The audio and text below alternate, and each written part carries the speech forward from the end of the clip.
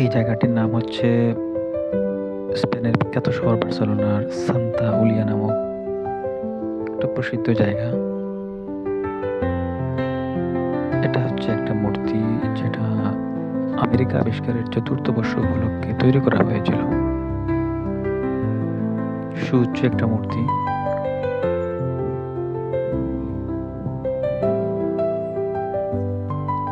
তার আশেপাশে কয়েকটি সিংহের প্রতিমূর্তি আছে, যেগুলো ১৮৮৭ সালে নির্মাণ করা হয়েছিল।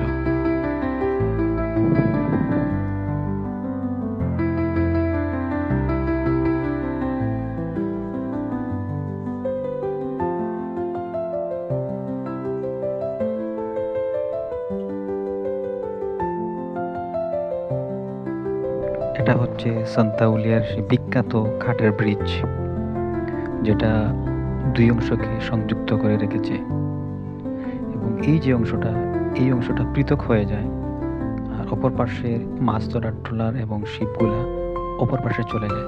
ঠিক এই অংশটা আলাদা হয়ে যায়, আর ওই যে মাছ ধরার ট্রলারগুলা এই দিক দিয়ে অপর পাশে গভীর সমুদ্রে চলে যায়। দেখতে পাচ্ছেন আপনারা।